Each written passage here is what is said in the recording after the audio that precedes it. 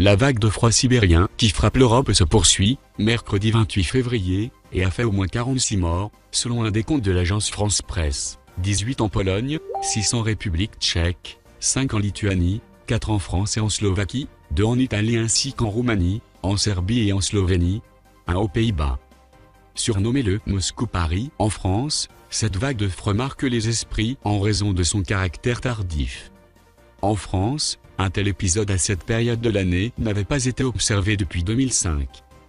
Dans la nuit de mardi à mercredi, le mercure est tombé jusqu'à moins 21 degrés Celsius dans les régions montagneuses de Croatie et de Bosnie, moins 20 degrés Celsius à Lübeck, dans le nord de l'Allemagne, moins 19 degrés Celsius dans le sud de la Pologne, moins 18 degrés Celsius près de Liège, en Belgique, et moins 10 degrés Celsius dans les environs de Londres.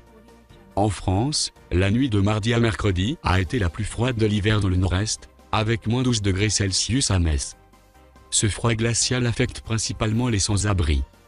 3 d'entre eux ont péri en France et en République tchèque depuis vendredi, et 2 en Italie, dont un qui refusait de quitter l'endroit où il dormait dehors à Milan.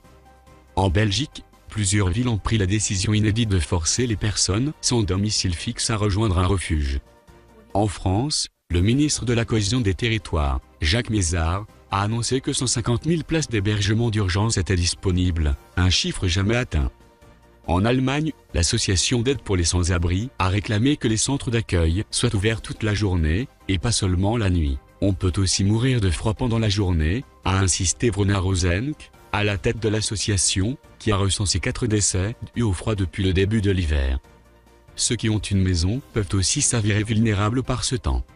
Si vous avez des voisins âgés ou fragiles, vérifiez qu'ils sont sains et saufs, qu'ils ont un stock suffisant d'aliments et de médicaments chez eux et qu'ils maintiennent leur logement au chaud au moins 18 degrés Celsius, a demandé le maire de Londres, Sadiq Khan.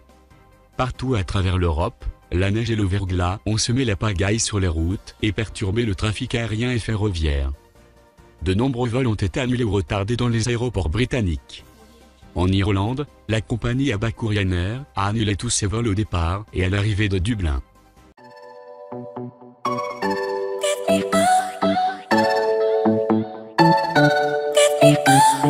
I see the light inside your eyes. You make me feel like